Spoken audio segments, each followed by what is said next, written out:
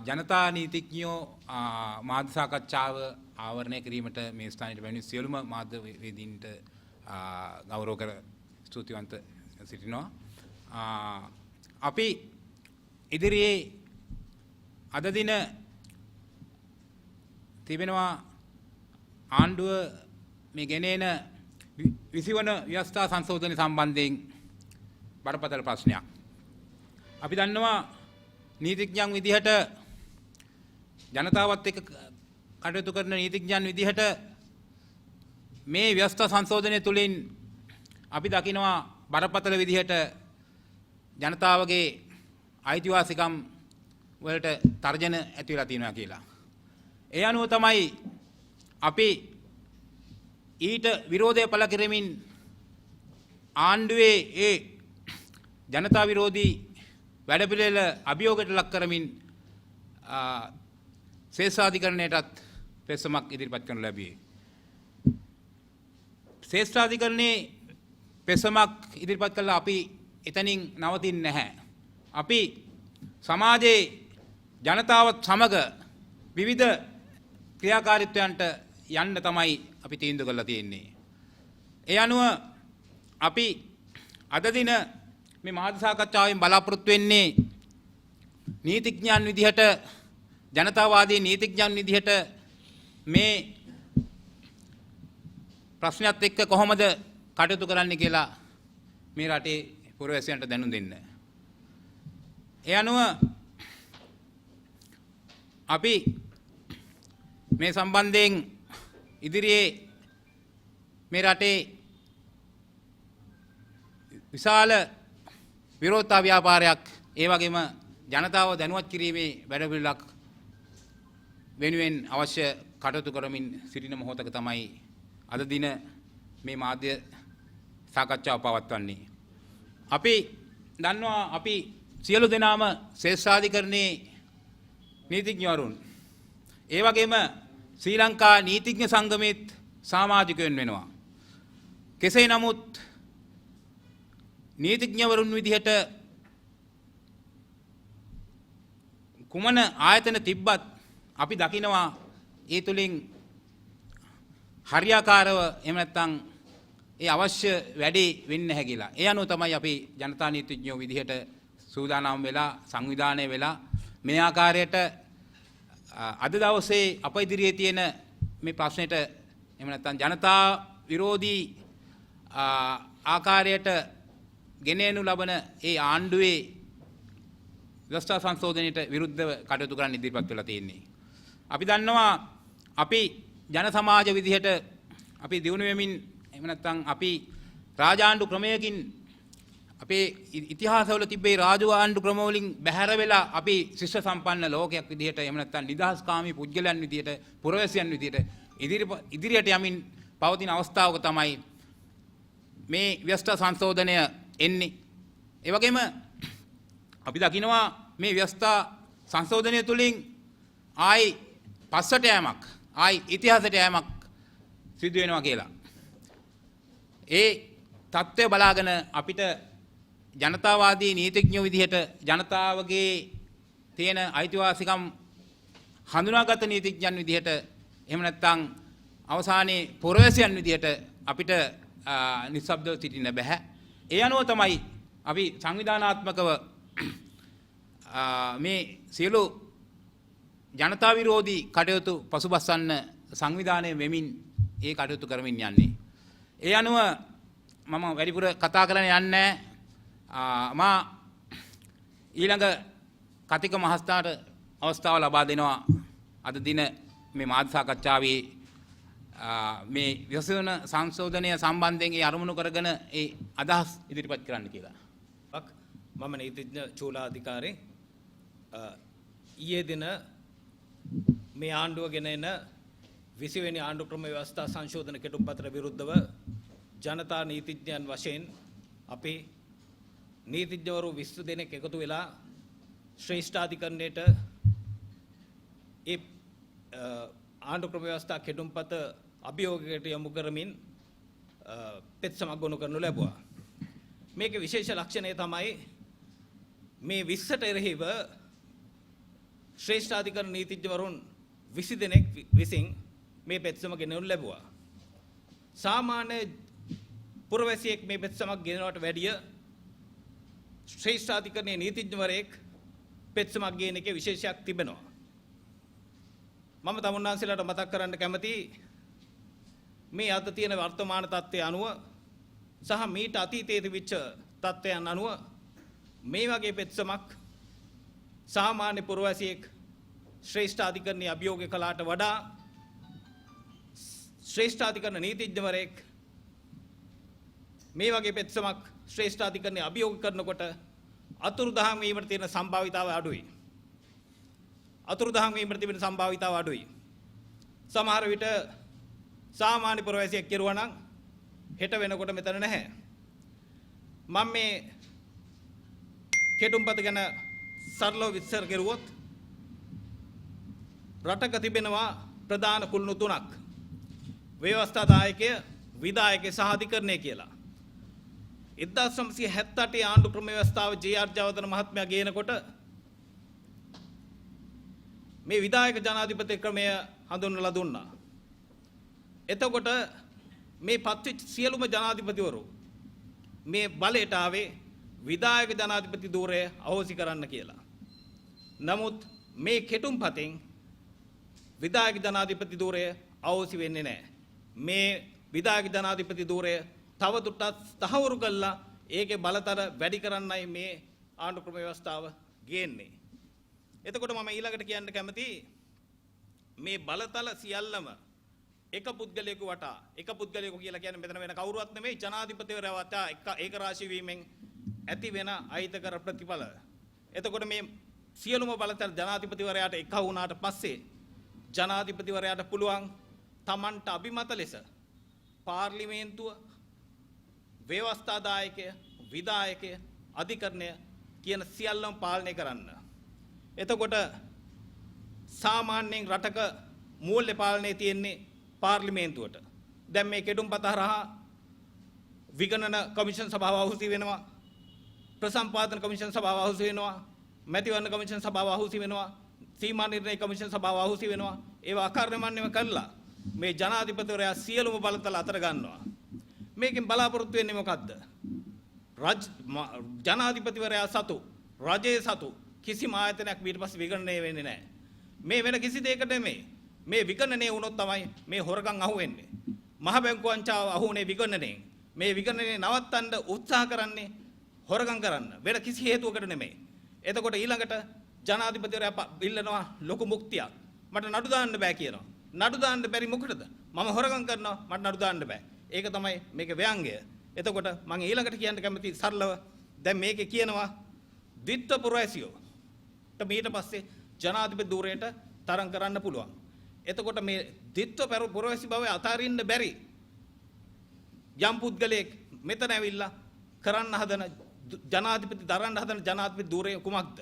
කකුලක් ඒ පැත්තේ තියාගෙන, කකුලක් මේ පැත්තේ තියාගෙන ඇමරිකන් පුරවැසියෙකෝ වෙනත් යුරෝපීය රටක පුරවැසියෙක් ලංකාවේ අපිට කරයිද? අපේ පුරවැසියෙක්වත් අපිට නොකරනකොට පිටරට මිනිහෙක් ඇවිල්ලා මෙහෙ කරයිද? ඉතින් සරලව කියනවා නම් දැන් මේ සම්බන්ධයෙන් අධිකරණයේ දැන් අපි පෙත්සමක් ගොනු කරලා තිබෙනවා.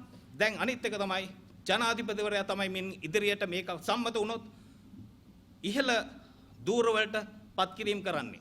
එතකොට පත් කිරීම කරන අනිත් ආයතන සියල්ලටම පුළුවන් නිරීක්ෂණය කිරීමක් විතරයි, කිසිම බලපෑමක් කරන්න බෑ. ශ්‍රේෂ්ඨාධිකරණයේ අභියාචනාධිකරණ ඇතුළු සියලුම ආයතන වල ඉහළ ධූර දරන විනිසුරුවරු පත් කිරීම කරන්නේ ජනාධිපතිවරයා විසින්. ජනාධිපතිවරයාට පුළුවන් ඒ සමගම ඔවුන්ව සේවයෙන් නිරපන්න. එතකොට කල්පනා කරලා බලන්න තමන් සේවයේ නිරපතයි කියන බය තියෙද්දි මොන ස්වාධීන විශ්චකාරයවරකටද ස්වාධීන තීන්දුවක් දෙන්න පුළුවන්. මේවා තමයි අපි ඉදිරියේ තියෙන අභියෝග. මේ සම්බන්ධයෙන් මේ විශ්ව සම්මත වුණොත් මට කියන්න තියෙන්නේ ඊට පස්සේ මේ රටේ ආණ්ඩු ක්‍රම ව්‍යවස්ථාවක් අවශ්‍ය වෙන්නේ නැහැ. මොකද මේක තමයි ජනාධිපතිවරයා සියලුම බලතල ගන්නවා. මෙතන ජනාධිපතිවරයා අගමැතිවරයා අතර කිසිම බලතල බෙදීමක් ඇති වෙන්න අවශ්‍ය නැහැ. මොකද සහෝදරයෝ ඉන්නේ. මේ පුද්ගලවාදී චරිත හරහා මේ ආණ්ඩු ක්‍රම ව්‍යවස්ථාව ගෙනල්ලා මේ කරන්න හදන්නේ මහා විනාශයක්. එබැවින් මේක තේරුම් ගන්න බුද්ධිමත්ව හිතන්න.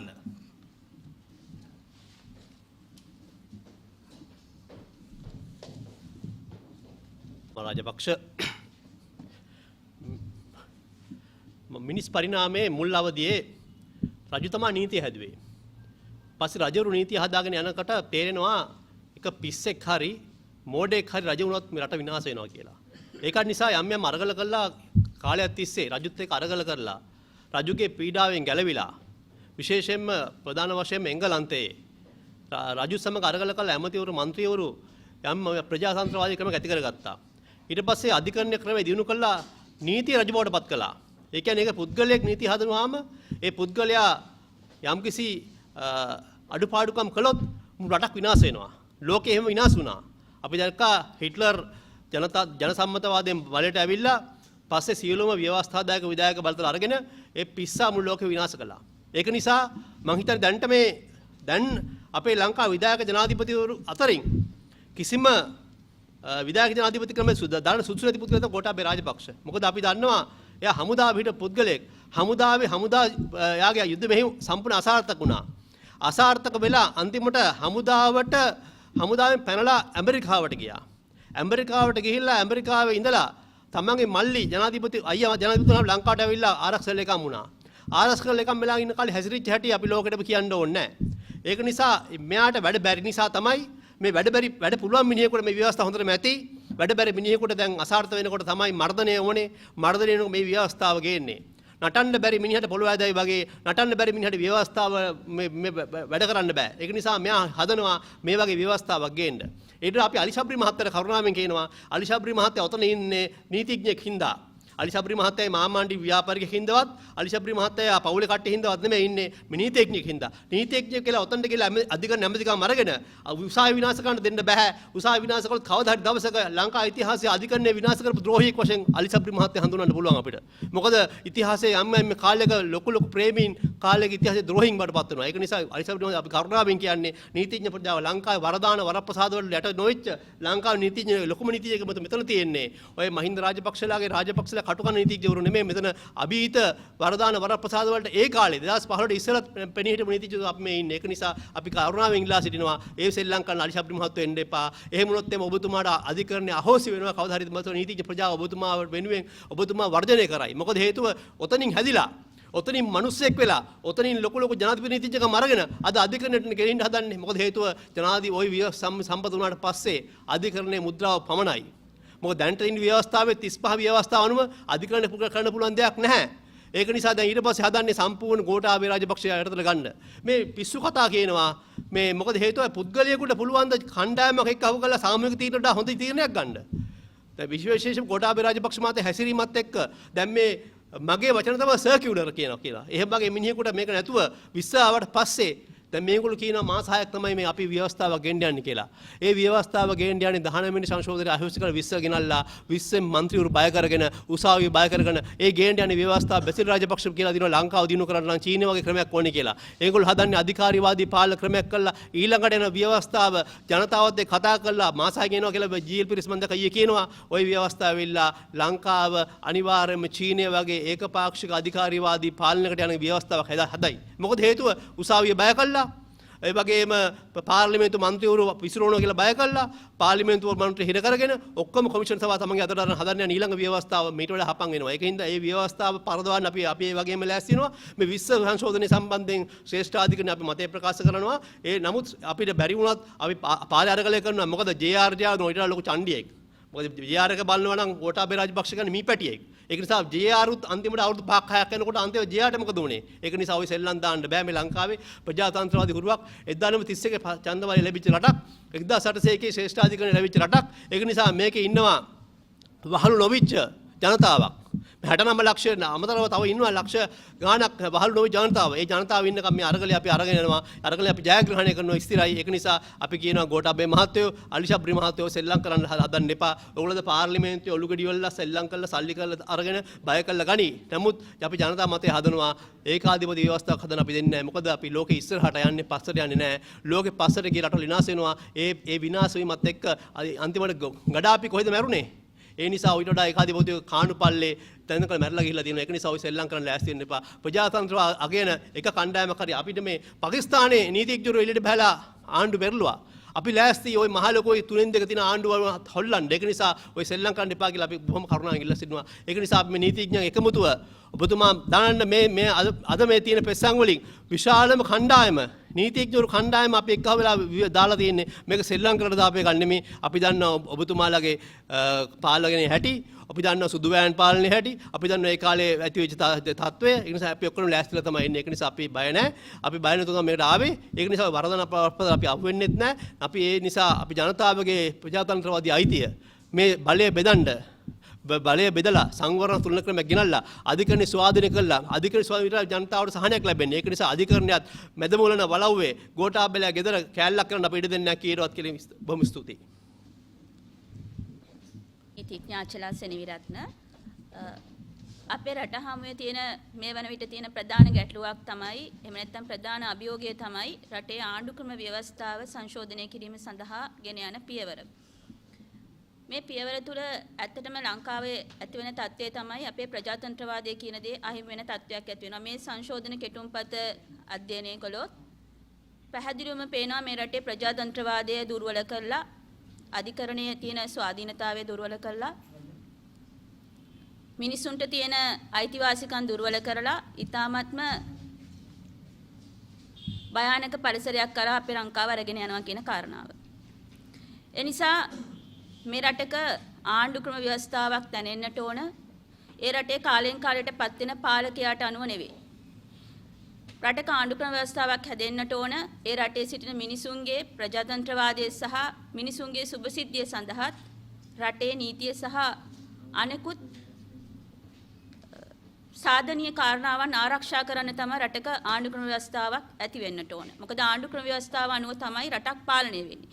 නමුත් කාලෙන් කාලයට ජයග්‍රහණය කරන සහ පාලනයට පත් වෙන පාලකයන්ට අනුව ඔවුන්ගේ මානසික තත්ත්වයන් අනුව රටක ආණ්ඩු ක්‍රම ව්‍යවස්ථාව වෙනස් කරනවා නම් සහ ඒවාට අනුගතව ආණ්ඩු ක්‍රම ව්‍යවස්ථාවක් නිර්මාණය කරනවා නම් ඒක භයානක තත්ත්වයක් වෙනවා. මූලිකවම 20 වන ආණ්ඩු ක්‍රම ව්‍යවස්ථා සංශෝධනය තුළ දක්නට ලැබෙන දේ තමයි විධායක ජනාධිපති ක්‍රමයේ ඉතාමත් නරක අතට වෙන ඒකාධිපති තත්ත්වය. මම හිතන්නේ මේ ආණ්ඩු ක්‍රම ව්‍යවස්ථා සංශෝධනය තුලින් ඇති කරගන්නට හදන්නේ අපි කාලයක් තිස්සේ විධායක ජනාධිපති ක්‍රමය එපා කියලා කියපු රටක්. මොකද විධායක ජනාධිපති ක්‍රමය කාලයක් තිස්සේ ඉල්ලීම් කරා මිනිස්සු මේ විධායක ජනාධිපති ක්‍රමය අහෝසි කරන්න ඕනේ කියලා.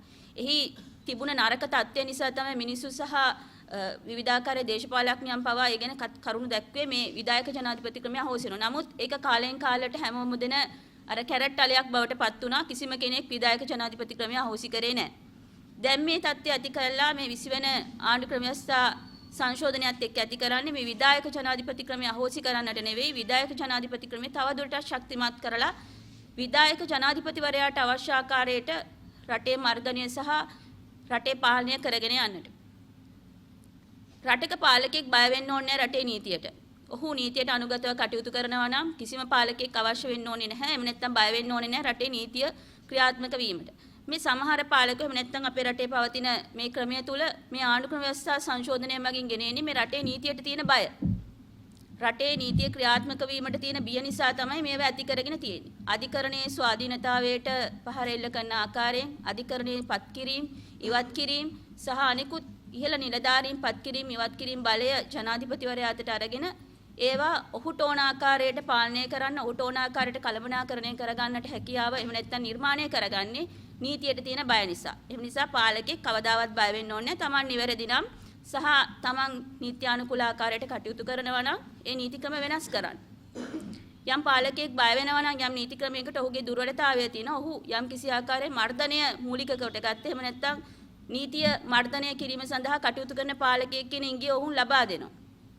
එනිසා ඇයි මේ තරම් හදිස්සිය සහ ඇයි මේ තරම් විවිධාකාර මේ සංශෝධන ගත්තොත් ඒ ඔක්කොගෙම තියෙන්නේ මේ නීතිය මැඩපවත්තන එහෙම නැත්නම් ප්‍රජාතන්ත්‍රවාදයේ මැඩපවත්තන ක්‍රමවේදයන් ටික. ඒ තුලින් අපිට පැහැදිලි වෙනවා රටේ ජනාධිපතිවරයාට අවශ්‍ය කරලා තියෙන්නේ මේ රටේ නීතිය ඔහුගේ අතට අරගෙන ඔහුට ඕන ආකාරයට ඔහුගේ යන ක්‍රියාත්මක කරන ආකාරයට අර ගෝත්‍රික සමාජයකට නැවතත් අරගෙන යන්නට. ඒ නිසා පාලකයට අනුව ආණ්ඩු ක්‍රම ව්‍යවස්ථාව විනාශ කරගන්න අවශ්‍යතාවයක් නැහැ.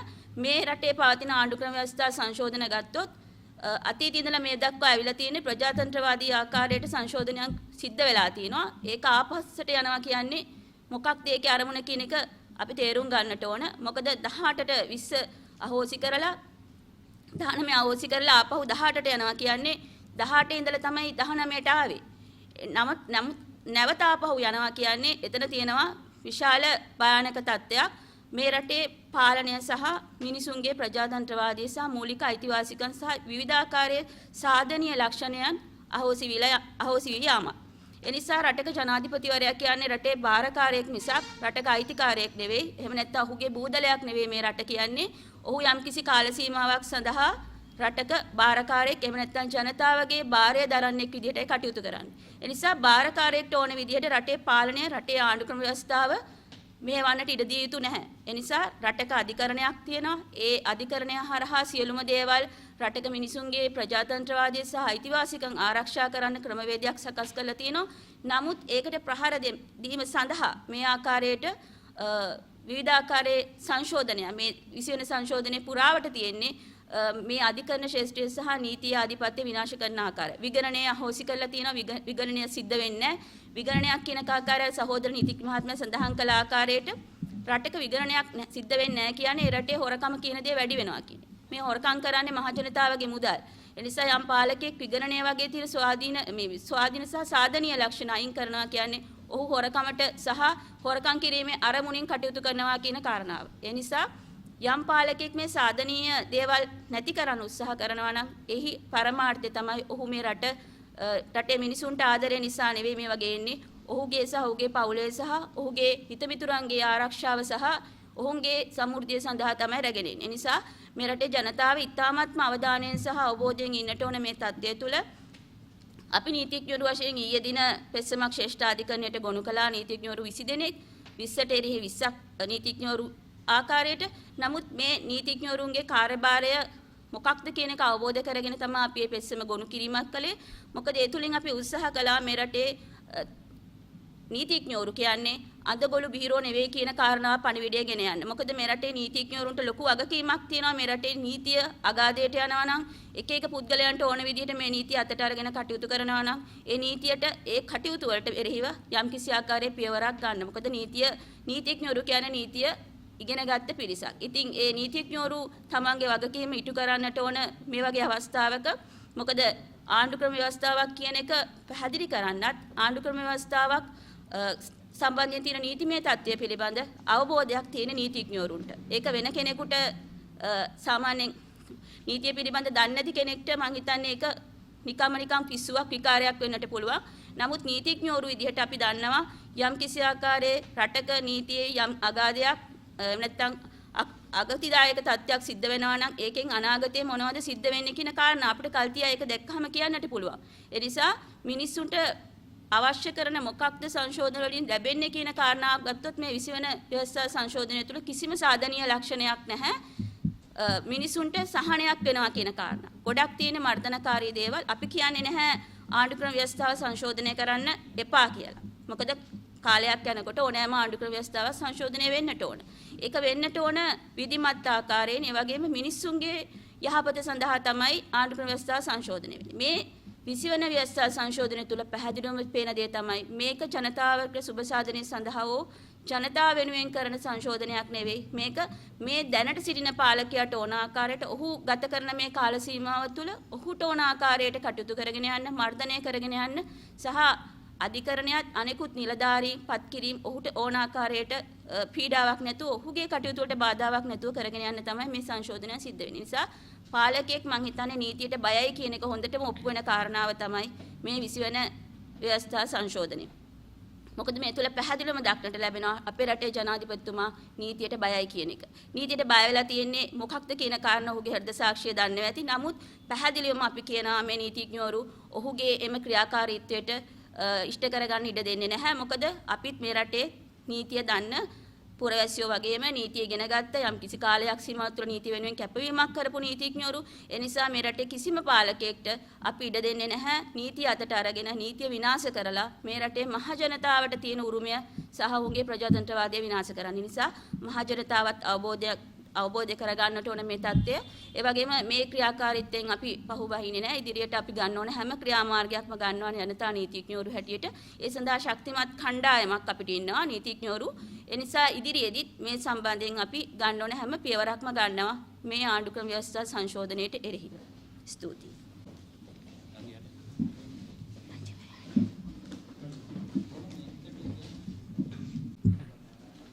மாலை வணக்கம். நான் சட்டத்தரணி ஜெயினுல் லுத்துஃபி. இன்று நாங்கள் இங்கு கூடியிருப்பது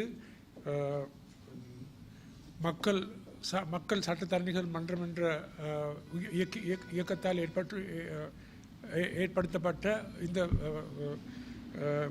சில விஷயங்களை பற்றி இன்று இலங்கையில் நடக்கக்கூடிய இந்த சட்ட திருத்தத்தினால் ஏற்படக்கூடிய மனிதர்களுக்கு ஏற்படக்கூடிய பெரும் பாதிப்பை பற்றி மக்களுக்கு உணர்த்துவதற்காக அதன் அடிப்படையில் மக்கள் சட்டத்தரணிகள் என்ற முறையில் இந்த 20ஆம் சட்ட திருத்தத்தின் காரணத்தால் இன்று மிகவும் இலங்கை மக்களின் ஜனநாயக உரிமைகள் மிகவும் பாதிப்படைந்து உரிமைகள் பறிகொடுக்கப்படும் நிலையில் இருக்கின்ற சூழ்நிலை ஏற்பட்டுள்ளது. இதன் காரணமாக இன்று உதாரணமாக ஜனாதிபதிக்கு ஒரு வருட காலத்திற்குள் பார்லிமெண்ட்டை கலைக்கக்கூடிய சக்தி ஜனாதிபதி கைப்பறுவது மிகவும் பெரிய ஆபத்தான நிலையில் இருப்பதனால் இலங்கையின்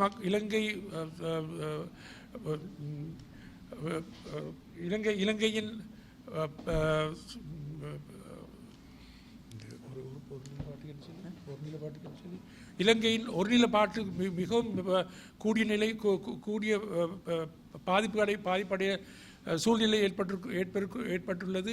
இதன் மட்டுமல்ல, இலங்கையின் பொருளாதாரத்துறையிலும் பெரும் பாதிப்பு ஏற்படக்கூடிய மாதிரி கணக்காளர் ஆணைக்குழுவையும் கலைக்கப்பட்டு மிகவும் அது மட்டுமல்லாமல் இலங்கையின் உயர் நீதிமன்ற சட்டமாதிபர்களும் நீதி அரசர்களையும் நியமிக்கப்படும் சக்தியையும் அவர்கள் தன்னுடைய தன் கையில் வசப்படுத்தி கொண்டு சர்வாதிகாரி நிலையை ஏற்படுத்திக் கொள்வதனால் இன்று இலங்கை மிகவும் மிலேச்சத்தனமான நிலைமையில் ஏற்படக்கூடிய நிலைமையை நாங்கள் மக்களுக்கு உணர்த்துவதற்காக வேண்டி தான் இங்கு கூடியிருக்கின்றோம். நாங்கள் அனைவரும் இந்த சட்டத்தரணிகள் என்ற முறையில் எங்களுடைய கடமையை தான் நாங்கள் நிறைவேற்றியிருக்கின்றோம்.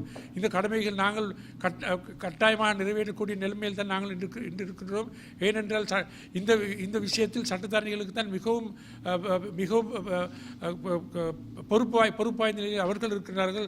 சாதாரண மக்கள் தன்னுடைய உரிமைகளை கூறுவதை விட சட்டத்தரணிகள் அனைவரும் சேர்ந்து கூடி இந்த ஆபத்தான நிலையிலிருந்து மக்களை பாதுகாக்கிறதுக்கும் இந்த நாட்டை பாதுகாக்க நிலையம் ஏற்படுவதற்காக வேண்டித்தான் நாங்கள் கூடியிருக்கின்றோம். ஏனென்றால் இது மிகவும் பாதிப்பான நிலையில் மக்களுடைய எதிர்காலம் இந்த இலங்கையின் எதிர்காலமும் மிகவும் பாதிப்பான நிலையில் படக்கூடிய நிலைமையில் ஏற்பட்டிருக்கிறதுனால் இது எங்களுடைய கடமை என்று நினைத்து நாங்கள் இன்று முன்வந்திருக்கின்றோம். அது மட்டுமல்லாமல் இன்று நாங்கள்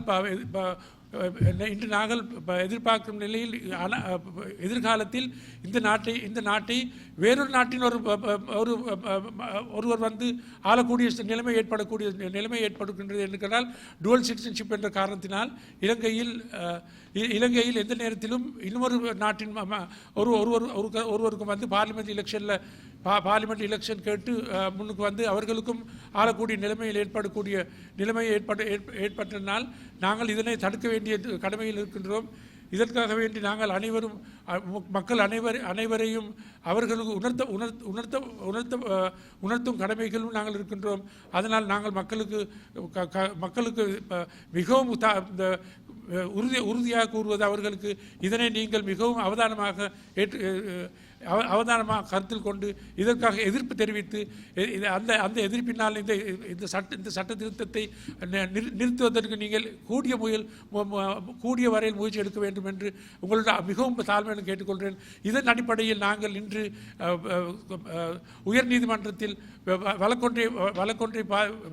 நடக்கும் இதில் நாங்களும் அதில் சம்பந்தப்பட்ட எங்களுடைய பெட்டிஷன் அஃபிடேவிட் போட்டிருக்கின்றோம்.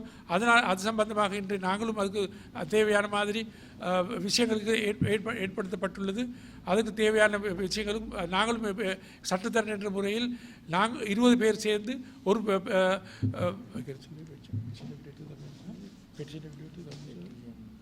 நாங்கள் அதுக்காக வேண்டிய தேவையான ஆதனங்களும் வழக்கு நியமிக்கப்பட்டு அதுக்கு தேவையான மாதிரி நடவடிக்கைகள் எடுத்துக்கொண்டு என்று கூறிக்கொண்டு உங்களுடைய விடைபெறுகின்றேன்.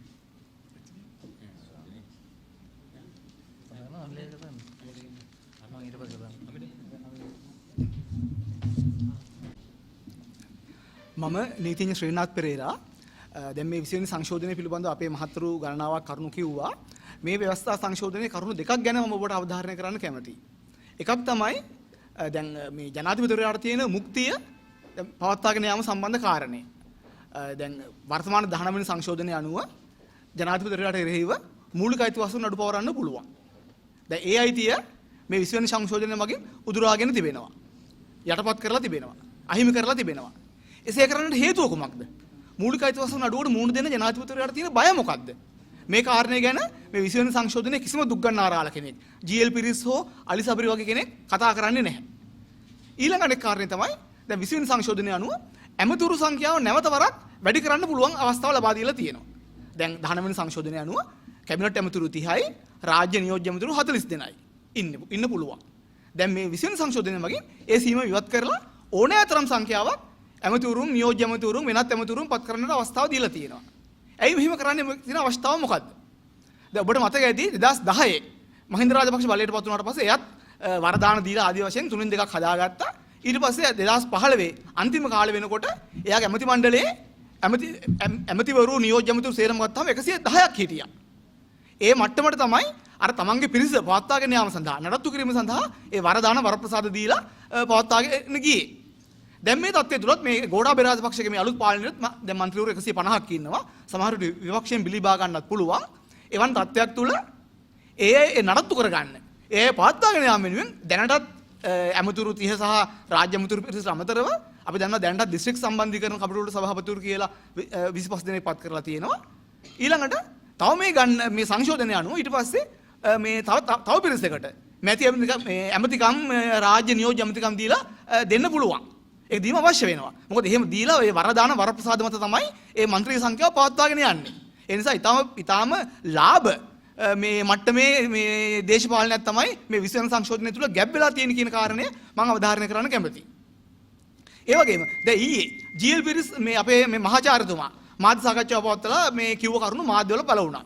මම දැන් නැහැ කිසිම මාධ්‍යවේදියෙක් ඒකෙන් ප්‍රශ්න කළාද කියලා. එයා කියනවා විධායක බලය පවතින කිසිම මේ රටක විධායක ජනාධිපතිවරයෙක් කියන කිසිම රටක ඒ බලය පාලනය කරලා නැහැලු. ඉතින් මම දන්නේ නැහැ කිසිම මාධ්‍යවේදියෙක් ඒකෙන් ප්‍රශ්න කළාද කියලා. දැන් ඇමරිකාවේ ජනාධිපතිවරු විධායක බලය තමයි තියෙන්නේ. ඒත් එයාගේ බලය නොයෙක් ආකාරයෙන් ප්‍රශ්න මේ සීමා කරලා තියෙන්නේ. කොංග්‍රස් මණ්ඩලය තුල එයාගේ බලය දැඩි ලෙස සීමා කරලා තියෙන්නේ.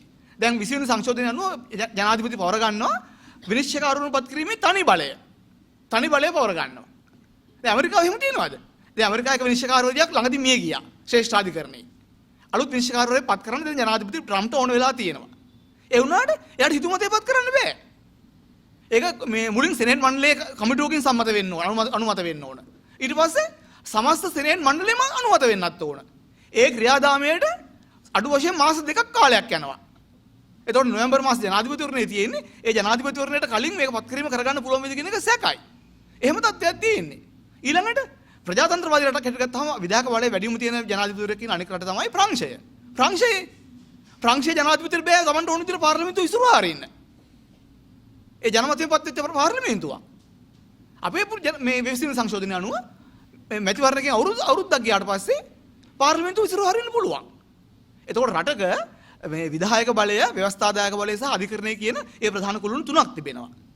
ඒ කුළුණු උඩම තමයි මේ ප්‍රජාතන්ත්‍රවාදී සමාජයක ඒ රාජ්‍ය බලය ක්‍රියාත්මක වෙන්නේ.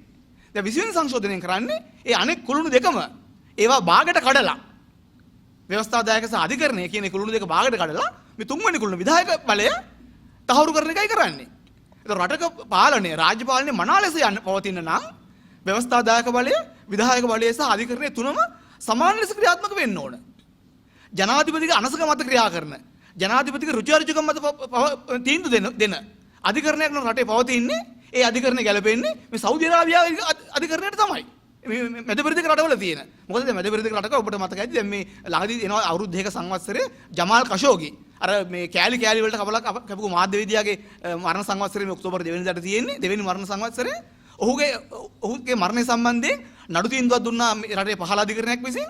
එතනදී සෞදි අරාබි රජයේ නිලධාරීන් කීප දෙනෙකුට මරණ දඬුවම නියම කළා. මේ මෑතකදී ඉහළ අධිකරණයක් විසින් ඒ සියලු දෙනාගේම මරණ දඬුවම අහෝසි කළා. ඒ මට්ටමට ඒ කියන්නේ මේ රජයට පුළුවන්කම තියෙනවා මේ අධිකරණයට බලපෑම් කරන්නට. දැන් මේ ආණ්ඩුව යන්නේ ජනාධිපතිවරයා යන්න ලෑස්ති වෙන්නේ ඒ මට්ටමේ ගමනක් යන්න තමයි. දැන් ප්‍රජාතන්ත්‍රවාදී සමාජයක ඔබට මතක ඇති 1991 දෝෂාභියෝග කියන අවස්ථාවේදී ලලිත් ඇතුළත් ප්‍රතිල ගාමිණී දිසානායක කළා. ඒ දෝෂාභියෝග ගෙනාවේ මේ ඇයි? විධායක ජනාධිපති ක්‍රමය රටට සුදුසු නැහැ කියන කාරණේ තහවුරු කරන්න. මොකද ඒ කාලේ මේ ප්‍රේමදාස ජනාධිපතිවරයාගේ පාලනය තුල ඒ තරම් දරුණු ආකාරයකට තමයි පාලනය ගෙනිච්චේ.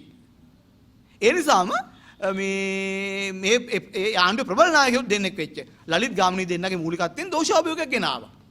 එතනදී විධායක ජනාධිපති ක්‍රමය හොස් කිරීම වෙනුවෙන් එතනදී සමාජය තුළ මතුවෙච්ච ප්‍රධාන කාරණේ තමයි රටක තනි පුද්ගලෙක් අතේ විශාල බලයක් තිබෙනවා නම් ඒ බලය සුදුසු නෑ එක අතකට අනෙක් අතට ඒ සම්බන්ධයෙන් වන මනා සංවරණ සහ තුලන checks and balances පද්ධතියක් පවතින්න ඕන. ඒ බලය සීමා කරන බලය අඩු ගන්න බලය පරීක්ෂාවට ලක් කරන. දැන් 19 වෙනි සංශෝධනයෙන් ඒක එක්තරා මට්ටමකට ඇති කළා. ඒත් මේ දැන් 20 වෙනි සංශෝධනය හරහා ඒ සේරම checks and balances සම්පූර්ණයෙන්ම අහෝසි කිරීමක් කරලා තියෙන්නේ. ජනාධිපතිවරයාගේ තනි මතය අනුව තනි බලය අනුව වැඩ කරන්න පුළුවන් තත්ත්වයක් ඇති කරලා තියෙන්නේ. දැන් ඊයේ මේ මාධ්‍ය සාකච්ඡාවේදී ජීල් පිරිස් කිව්ව තවත් කාරණයක් තමයි මාධ්‍යවල ප්‍රචාරය වුණා. මේ පාස්කු ඉරිදා කොමිස ප්‍රහාරය සම්බන්ධයෙන් දැන් යන කොමිසම ඉදිරියේ දෙන සාක්ෂි වලින් එළිදරව් වෙන කාරණයක් තමයි කියලා එයා කියනවා ඒ ප්‍රහාරය සිද්ධ වුණේ මේ 19 වෙනි සංශෝධනය නිසා කියලා. මම දන්නේ කිසි මොකක්ද සම්බන්ධය කියලා. ඒ කාලේ හිටිය ජනාධිපතිගේ ආරක්ෂක ලේකම්ගේ පොලිස්පතිගේ නොසැලකිල්ල සහ ඔවුන් මේ රටේ ආරක්ෂා සම්බන්ධ දක්ව ඊටාම මේ ලිහිල් සහ මේ ලදරු ආකල්පය නිසා පොලිස්පතිවරයා මේ රැස්වීම වල සින්දු කී යනවා. ඒ වගේ පොලිස්පතිවරයෙක් ඉන්න රටක එවැනි ප්‍රහාරයක් සිද්ධ වෙන්න පුළුවන්. ඒ අර මේ 19 වෙනි සංශෝධනයේ මොකද්ද පිච්ච එකට බලපෑම? සිපිච්ච සම්බන්ධය. ඒක නිසා මේ වගේ විහිළු සපයන ආණ්ඩුවක් තමයි අපිට ඉන්නේ. ඉතින් අපිට මේ විහිළු වලට මේ hina වෙලා ඉන්න පුළුවන් තත්ත්වයක් නැහැ. මොකද අපේ ඇහැට ඇඟිල්ලෙන් අනින්න යන තත්ත්වයක් මේ තියෙන්නේ. මේ ආණ්ඩුව කරන්නේ. ඇහැට ඇඟිල්ලෙන් යන තත්ත්වයක් එන්නේ. අපි ඒක බාර ගන්න ලෑස්තිද? අපි ජනතා නීතිඥයෝ හැටියට නම් මේ ආණ්ඩුවට අපේ ඇහැට ඇඟිල්ලෙන් අනින්න ඉඩ දෙන්නේ නැහැ. ඒ නිසා තමයි අපි මේ ඉදිරිපත් වෙලා මේ 20 වෙනි සංශෝධනයේ පරාජය කිරීම වෙනුවෙන් ඒකේ තියෙන අගතිගාමී ලක්ෂණ මුලින් ජනතාව දැනුවත් කරමින් ඊට එරෙහිව ජනතා මට්ටමේ අරගලයක්. නිකන් මේ හුදෙක් අපි නඩුව පවරලා තියෙනවා තමයි පෙස්සම පවරලා තියෙනවා. ඒත් ඒ පෙස්සමට අපි සීමා වෙන්නේ නැහැ. මේක දේශපාලන ප්‍රශ්නයක්. ගෝඨාභයලත් එක්ක මහින්ද රාජපක්ෂලත් එක්ක විසඳ ගන්න තියෙන දේශපාලන ප්‍රශ්නයක්. මේ දේශපාලන ප්‍රශ්නය අපි මහජනයාත් එක්ක ගනුදෙනුවක් කරමින් විසඳා ගැනීමට තමයි උත්සාහ කරන්නේ. එතනදී ඒක නිසා ලෝකයේ ඉදිරියට යන සමාජයක තනි පුද්ගලයන්ගේ බලය අහෝසි කරමින් පොදු මේ සාමූහික බලයක් කරා යොමු වෙන අවධියක නැවත වරක් තනි පුද්ගලයෙකුගේ බලයක් තහවුරු කරන්න උත්සාහ කරන මේ 20 වෙනි සංශෝධනයේ පරාජය කිරීම වෙනුවෙන් අපි කැප වෙනවා කියන කාරණේ අවධාරණය කරමින් මම නවතිනවා. බොහොම ස්තුතියි. Good afternoon, everybody. I represent as one of the lawyers forum for the people. Today we are gathering to give a message to the general public of Sri Lanka, including all other officials, about the 20th amendment of the present government. First of all, we must frankly state that as the lawyers forum for the people, we are not going to have any confrontation against the government or any policy which are going to be established by the government for the well-being of the people in Sri Lanka.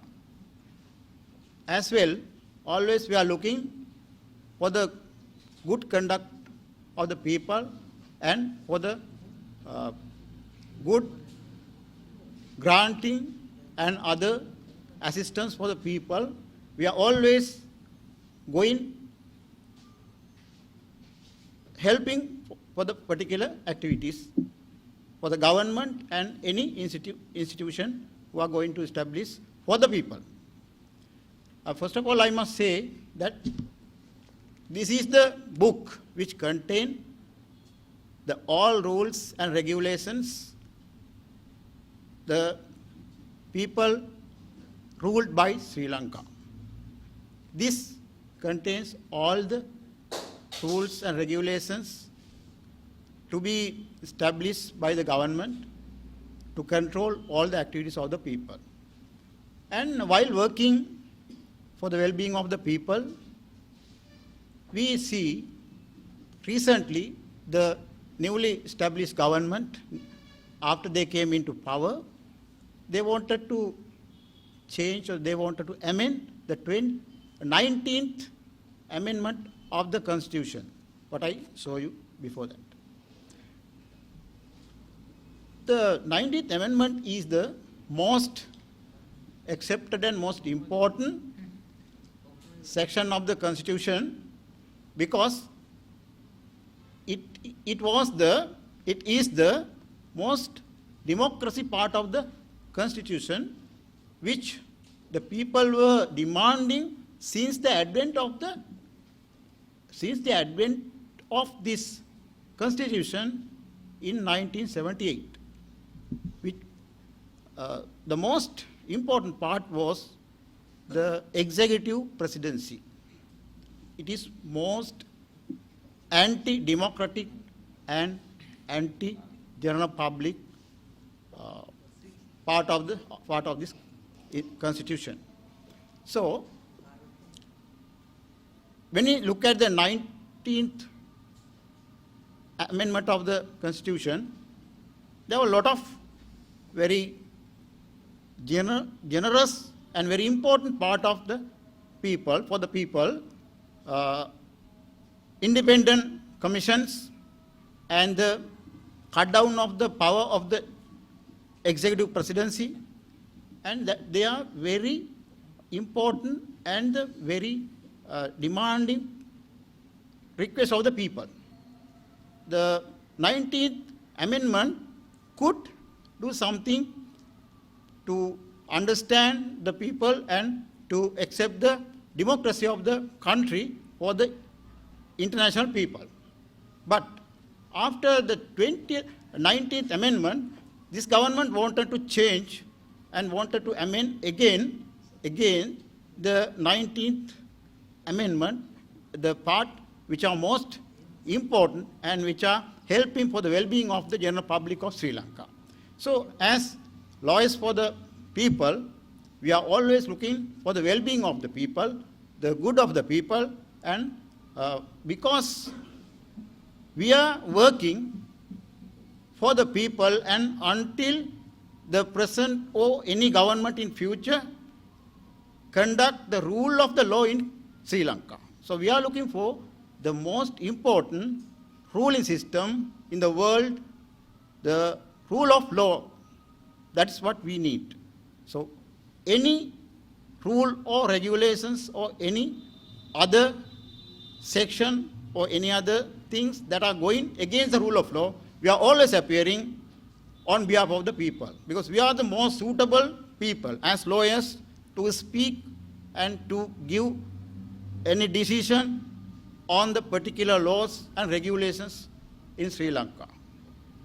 So we must frankly say before you today that any rule or any laws or any regulations which are going against the well-being of the general public of Sri Lanka, we always try to abolish and try to cut down and try to finish off that all this anti-general public and which are not suitable for the well-being of the Sri Lankan people. Thank you very much.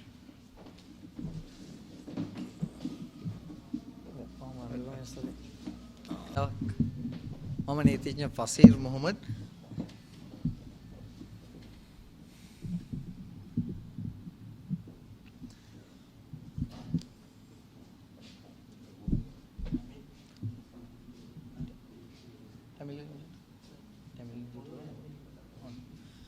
සුබ සන්ධ්‍යාවක් නීතිඥ ෆසීර් මොහමඩ් මුලින්ම කියන්න කැමතියි අපි පොදුවේ දන්නේ මේ 20 වන ආණ්ඩුක්‍රම ව්‍යවස්ථා සංශෝධනය හැටියට. හැබැයි මේකේ ඇත්ත නම 20 වන ආණ්ඩුක්‍රම ව්‍යවස්ථා සංශෝධනය. හේතුව රටේ උත්තරීතර නීතියේ ආණ්ඩුක්‍රම ව්‍යවස්ථාව 20 කරන ආණ්ඩුක්‍රම ව්‍යවස්ථා සංශෝධනයක් මේ ඉදිරිපත් කරන්නේ.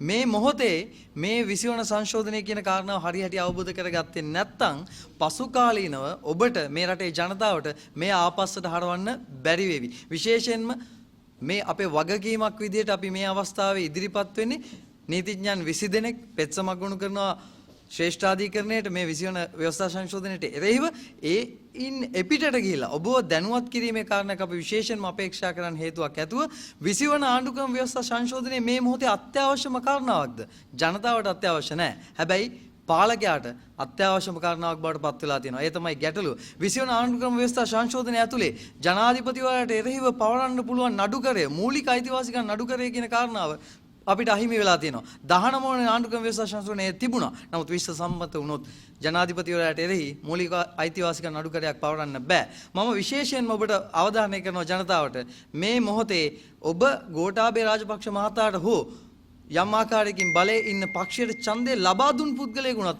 ඔබට හෘද සාක්ෂියට එකඟව වගකීමක් තියෙනවා මේ මොහොතේ 20 වන ව්‍යවස්ථා සංශෝධනයට විරුද්ධ වෙන. විශේෂයෙන්ම මේක විපක්ෂයේ කාර්යභාරයක් නෙමෙයි. විශේෂයෙන් ඔබේ කාර්යභාරයක් විය යුතුයි. ඔබ 3/2 බහුතරයක් ලබා දුන්නාට කිසිම අවස්ථාවක 3/2 බහුතරයක් ලබා දුන්නේ නැහැ විගණන කොමිසම ඉවත් කරන්න. විගණනය මේ රටෙන් අයින් කරන්න ජනතාව ඡන්ද දීලා නැහැ. 3/2 බහුතරයක් දීලා නැහැ. අමාත්‍ය මණ්ඩලයේ සංඛ්‍යාව වැඩි කරන්න කිසිම මොහොතක මේ රටේ ඡන්දය දීලා නැහැ. ඒකාධිපති ජනාධිපතියෙක් බිහි කරන්න. ඒ 3/2 බහුතරය ලබා දුන්නායි කියන කාරණාව මත පිහිටලා කිසිම අවස්ථාවක මේ විශ්ව සංශෝධනය හරහා කරන මේ යටිකූට්ටුව නැත්තම් වෙනත් ආකාරයක කොලේ වහලා ගැනීමට නීතිඥවරුන් විදියට මම හිතනවා නීතිඥ ප්‍රජාව විවෘතව විරුද්ධ විය යුතුයි. ඒ සඳහා අවශ්‍ය කරන මූලික අඩිතාලම තමයි අපි තියලා තියෙන්නේ. මේ කාරණා සම්බන්ධයෙන් දැනුවත් වෙන්න ඔබ යම් ආකාරයකින් විශේෂ ව්‍යවස්ථා සංශෝධනයේ පක්ෂයි නම් ආරාධනා කරනවා 20 වන ව්‍යවස්ථා සංශෝධනය අරගෙන කියවන්න. කියවලා ඊට පස්සේ ඔබ මේ ව්‍යවස්ථා සංශෝධනයට පක්ෂ වෙනවද විරුද්ධ වෙනවද කියන කාරණාව ඔබේ හෘද සාක්ෂියට එකම හිතලා බලන්න.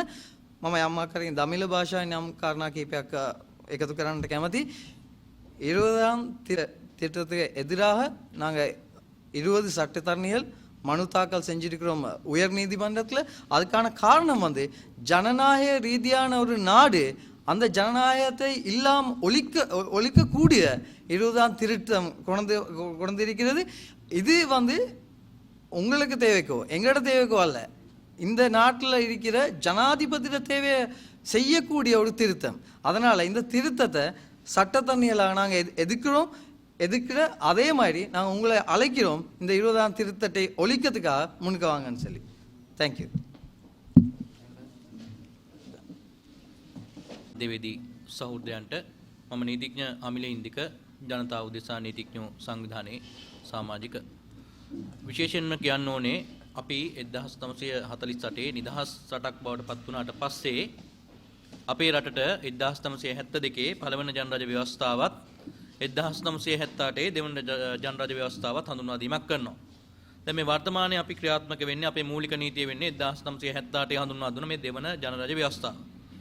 ව්‍යවස්ථාවක් කියන එක අපි නීතිඥවරු විදිහට දකිනවා ගේන්න ඕනේ නැත්නම් සම්මත විය යුත්තේ නැත්නම් හඳුන්වා දිය යුත්තේ ජනතාව සහ ජන සමාජය ඉලක්ක කරගෙන මිසක් පුද්ගලයෝ ඉලක්ක කරගෙන නෙමෙයි.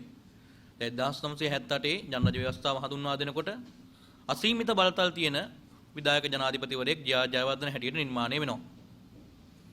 වර්තමානයේ අග්‍රාමාත්‍ය ධූරය දන්න හිටපු ජනාධිපති මහින්ද රාජපක්ෂ මහත්මයා පවා පිළිගන්නවා එක්තරා අවස්ථාවකදී මේ විධායක ජනාධිපති ක්‍රමය අහෝසි කළ යුතුයි කියලා. එහෙම අහෝසි කළ යුතුයි කියලා ජනාධිපතිවරයා වශයෙන් එක්තරා අවස්ථාවකදී මේ රටේ පාලන තන්ත්‍රයට එකතු වෙන මහින්ද රාජපක්ෂ මහත්මයා තමන්ගේ ජනාධිපති ධූර කාලයේ අවසානයේදී නැවතත් 18 වන සංශෝධනය හරහා මේ රටේ ඒ වන විට තිබුණ සම්මත නීතිය වුණ ජනාධිපතිවරයාට දෙවතාවක් ධූරේ දැරිය හැකි කියපු සීමාව පවා ඉවත් කර ගනිමින් දෙවතාවක් නැත්නම් තුන්වරක් ජනාධිපති ධූරය සඳහා තරඟ කළ හැකි කියලා පාර්ලිමේන්තුවේ ඒ වන විට තිබුණ සහ එකතු කරගත්ත ඒ ඔලුගඩි සංඛ්‍යාව හරහා සම්මත කර ගැනීමක් කරනවා. එතකොට එහෙමනම් 18 වන ව්‍යවස්ථාව කියන්නේම මහින්ද රාජපක්ෂ මහත්මයාගේ බලය රැක ගැනීම සහ ඔහුව තවදුරටත් මේ රටේ දේශපාලන තන්ත්‍රය තුළ තබා ගැනීම සම්බන්ධයෙන් ඉදිරිපත් වූ ව්‍යවස්ථා සංශෝධනය. ඊට පස්සේ පැවති රජය 19 වන සංශෝධනය ගෙනල්ලා ඒ සීමාව අයින් කරලා නැවතත් අර කලින් සීමාවට යනවා ජනාධිපතිවරයාට ධූරේ දැරිය හැක්කේ දෙවතාවක් වන බවට දක්වමි. දැන් මේ 20 වන යෝජිත ව්‍යවස්ථා කිටුම්පත හරහා මේ රටේ ජන සමාජය, මේ රටේ අධිකරණය, මේ රටේ සංස්කෘතිය, මේ රටේ දේශපාලනය මේ සියලුම ශ්‍රේෂ්ඨයන්ට ප්‍රබල අභියෝගයක් එල්ල වෙනවා. මම අධිකරණය සම්බන්ධයෙන් නීතිඥවරයෙක් හැටියට මම පෙන්වා දෙන්න කැමතියි.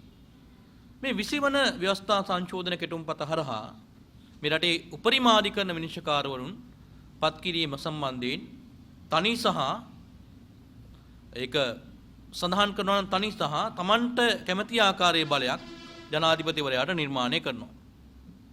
මීට පෙර 19 වන ව්‍යවස්ථා සංශෝධනයේ යටතේ ව්‍යවස්ථාදායක සභාව ලබා දෙන නිර්දේශ මත තමයි ජනාධිපතිවරයා උපරිමාධිකරණ වලට පත් කිරීම සිදු කළ යුතුව තිබුණේ. නමුත් මේ 20 වන සංශෝධන කෙටුම්පත මගින් ඒ සීමාව ඒ කාරණාව අයින් කරලා ජනාධිපතිවරයාට අභිමත පුද්ගලයෙක් මේ රටේ අධිකරණයට පත් කරන්න පුළුවන්කම තිබෙනවා. ඒතර සාමාන්‍යයෙන් අපි දන්නවා නීතිඥවරු විදියට මේ රටේ උපරිමාධිකරණ සඳහා විනිශ්චයකාරවරුන් පත් වෙද්දී ඒ පත් වෙන්නේ ඒ වන විට විනිශ්චයකාරවරු වශයෙන් Tamanගේ වෘත්තීය ජීවිතයේ පියවර කිහිපයක් පසු කරලා ඇවිල්ලා හිටපු මහත්මීන්. නමුත් මේ 20 වන සංශෝධනය හරහා මේ කෙටුම්පත හරහා ජනාධිපතිවරයාට පුළුවන් Tamanගේ ගෙදර වැඩ කරන කෙනෙක් වුණත් ඔහු නීතිඥවරයෙක් නම් මම මේ කියන්නේ Tamanගේ ගෙදර වැඩ කරන කෙනෙක් වුණත් Tamanට උදව් කරන කෙනෙක් වුණත් අවශ්‍ය නම් උපරිමාධිකරණයට පත් කරන්න පුළුවන්කමක් තියෙනවා. මේක මේ රටේ නීතිය සම්බන්ධයෙන් ප්‍රබල අභියෝගයක්. මොකද ව්‍යවස්ථාදායක සහ විධායකය අපි සරල වචනෙන් කියනකොට ව්‍යවස්ථාදායකය සහ විධායකය පිස්සු නටනකොට ඒක සුපරීක්ෂාකාරී කරන්න තියෙන එකම යාන්ත්‍රණය අධිකරණය. ඒතර අධිකරණයට පත්වෙන පුද්ගලයෝ සම්බන්ධයෙන් ජනාධිපතිවරයාට ඒකමතික බලයක් නිර්මාණය කිරීම හරහා මේ රටේ අධිකරණ පද්ධතිය ප්‍රබල ලෙස බලපෑමට ලක් වෙනවා. ඒ විතරක් නෙමෙයි.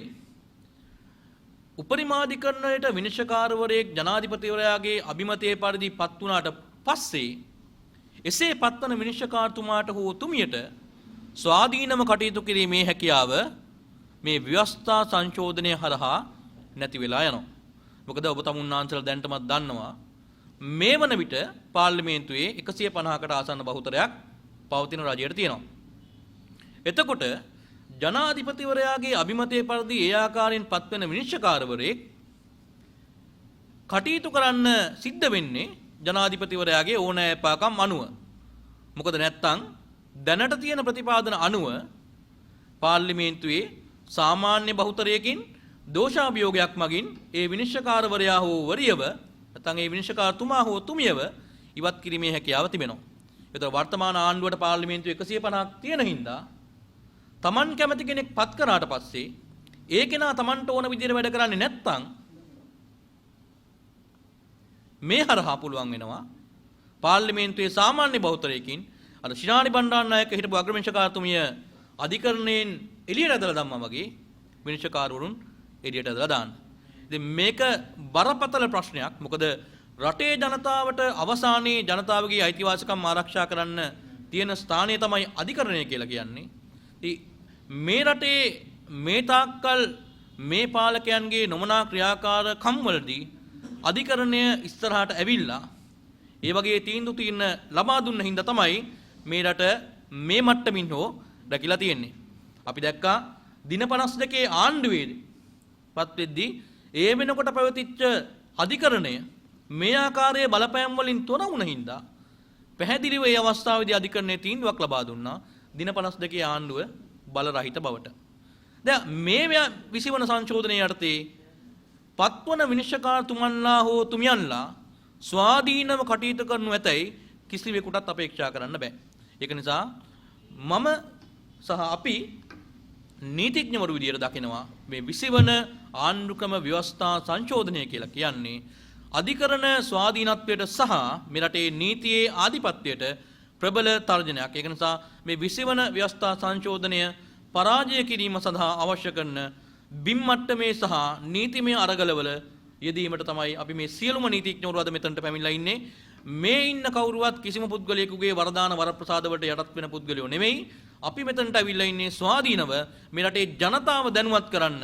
මොකද ඔබේ අයිතිවාසිකම් පිළිබඳ ඔබ දැනුවත් වුනේ නැත්නම් අවසානයේදී පාලකයා තමන්ගේ අයිතිවාසිකම් ආරක්ෂා කරගනි. ඔබේ අයිතිවාසිකම් අහිමි වෙලා යයි.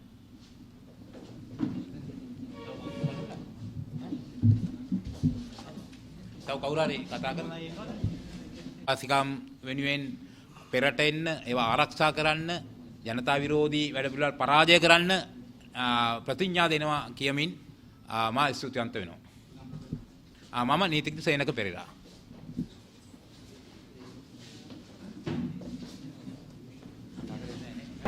News Hub, peopleizing the news.